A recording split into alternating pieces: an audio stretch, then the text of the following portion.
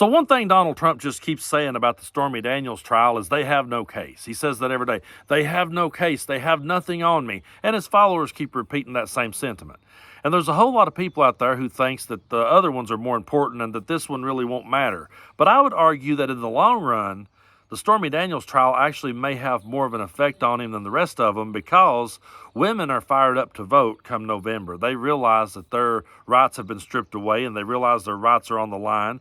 There's going to be a lot of women headed to the polls to vote in November. And what this trial is doing is reminding everyone of just how gross Donald Trump is when it comes to women. We've learned that not only was he cheating on Melania with Stormy Daniels while she was pregnant, he also was having an affair with a Playboy playmate. We've learned just how gross he is when it comes to women, and we've learned what he thinks about them. We're being reminded of it on a daily basis. Now, we've all heard the famous grab him by the quote, but I want you to take a look at this clip from the E. Jean Carroll case where he's asked about that quote and check out the level of smug arrogance that he has in his response. In this video, I just start kissing them. It's like a magnet, just kiss. I don't even wait.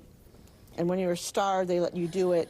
You can do anything. Grab them by the you can do anything. That's what you said, correct? Well, historically, that's true with stars. It's true with stars that they can grab women by the Well, that's what it's. If you look over the last million years, I guess that's been largely true. Not always, but largely true. Unfortunately or fortunately. And you consider yourself to be a star? I think you can say that, yeah. Now, I know a lot of his supporters would argue, oh, well, man, he's telling the truth. I mean, when you're famous, they'll let you do it. Well, that's not the point. The point is his view and his treatment of women. Now, here's an old clip of him on the Howard Stern show. Listen at how this guy talks about women. Your daughter is beautiful, Ivanka. By the way, your daughter. She's beautiful. Can I say this? A piece of ass. Yeah. The last couple of years, I go out with somebody, and she's like 21, and she's talking about, what are you doing? And she's studying algebra. And, So what? And it's like, it was always embarrassing for me to walk in. It's too young. 30's like a perfect age. Absolutely. She has enough life experience. Until she's 35. Too much life experience. Yeah, what is it at 35, Howard? It's called checkout time. And you're probably, I would say, the greatest judge of beauty on this planet. In fact, I would create a TV show for you where all you did was just judge women. Now, that may be the best idea of all. It's a simple thing. It's a half hour, and we strip it out all over the country. I would say I'm the all-time judge. You own this pageant. You go over, you're meeting the girls and stuff. One of them comes up to you and says, Mr. Trump, you're a very sexy man. You're a beautiful man. You have fantastic hair. Well, you're a powerful man. Right? Right? You're a powerful man. Right. I want to sleep with you. Now, you're not the type that would say no. I don't want to hurt their feelings. Right. No, Right. but I mean, you see a beautiful woman, you want to have that. You're a guy who likes to have everything, right? Well, couldn't that be construed, however, as conflict? yes? Well, I don't see it as a conflict. It could be a conflict of interest, but, it's the kind of thing you worry about later. Oh, I see. You tend to think about the conflict a little bit later on. The question is, how can it not be construed? No, I mean, some of these foreign girls, Mr. Trump, in my country, we say hello with vagina. And Well, you could also say, as the owner of the pageant, it's your obligation to do that. So you have done that. Now, I'll tell you the funniest is that I'll go backstage before a show. Yes. And everyone's getting dressed and ready and everything else. And, no men are anywhere. And I'm allowed to go in because I'm the owner of the pageant, and therefore I'm inspecting it. I'm inspecting. Right, I want to right. make sure that You're like everything a doctor. is good. You're there. Yeah, the dress. Is everyone okay? They're standing there with no clothes. Is everybody okay? And you see these incredible-looking women. And so I sort of get away. So, yeah, we've all heard the sick and disgusting things that he says about his own daughter. And as a father, I just find it so offensive that someone could think like that and say that out loud about their own daughter. And what's even more defensive to me is the people that will defend it. And the churches and the ministers I used to sit under who will defend that type of rhetoric. But that's how he talks about women. They're just objects that he judges. He just likes to judge them as objects. And, about 35, that's the cutoff age. He's done with them. So basically what he's saying is he's done with Melania. That's probably why he was cheating on her the entire time.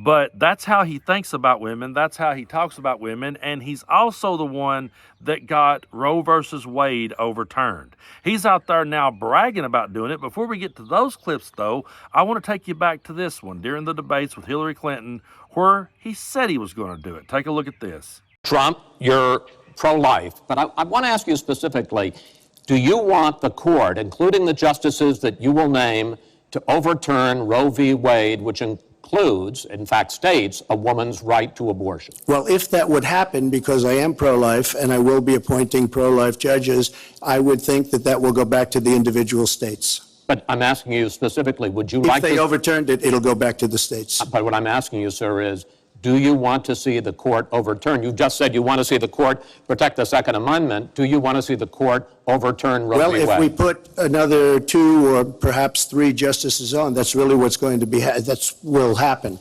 And that'll happen automatically, in my opinion, because I am putting pro-life justices on the court. I will say this, it will go back to the states, and the states will then make a determination. You know, folks, I got to be honest with you. Watching that debate, I was still upset over the fact that it wasn't Bernie Sanders standing on the stage. That's who I wanted to see debating Donald Trump, and I was very disappointed that we didn't get to see that. But I do remember that moment in the debate where I went, okay, yeah, whether I like this or not, I have got to get behind Hillary Clinton, and I got to make sure she becomes president, because if that Supreme Court gets stacked in that direction, it's all over. He said he was going to do it. He did it, and now he's out bragging about it. Take a look. Because for 54 years, they were trying to get Roe v. Wade terminated, and I did it, and I'm proud to have done it. They wanted to get it back, right? You wouldn't have that. There would be no question. Nobody else was going to get that done but me. Yeah. And we did it, and we did something that was a miracle. And not only is he bragging about it, he's also saying women who gets an abortion should be punished. Take a look at this one. Do you believe in punishment for abortion? Yes or no, as a principle? The answer is that there has to be some form of punishment. For the woman? Yeah, there has to be some form. 10 cents, 10 years. I don't know. That I don't know. Well, why not? So the next time Donald Trump's talking about Stormy Daniels and he says they have no case, or some dude chimes into your comment section, you know, the guy that's got the rebel flag hanging behind him with a picture of Donald Trump's head on Sylvester Stallone's body, when that guy's arguing with you saying they ain't got no case, just remind them that we do have a case for how Donald Trump thinks about and how Donald Trump treats women. And we have him on record saying all these things. For those that says it's fake news, that he never said it or we're misunderstanding it, no, there he was. That's what he thinks of women. That's how gross he acts towards women. He believes he has the right to grope them anytime he wants to. He believes he has the right to say anything he wants to about them, including his own daughter. He thinks they're worthless to him after the age of 35. He thinks that he should just be able to walk in and inspect underage girls. He said it all out loud, and then he told you that he would stack the Supreme Court that way. He did it. Then he went out and bragged about it. Then he goes out and talks about how that women should be punished for doing it. So women are fired up and ready to go to the polls, and they're going to. And there's a whole lot of people in this world. I know sometimes it feels hopeless, especially when you're a blue dot in the middle of a sea of red. You're going, man, I don't know if we're going to make it out of this one or not. But let me tell you something.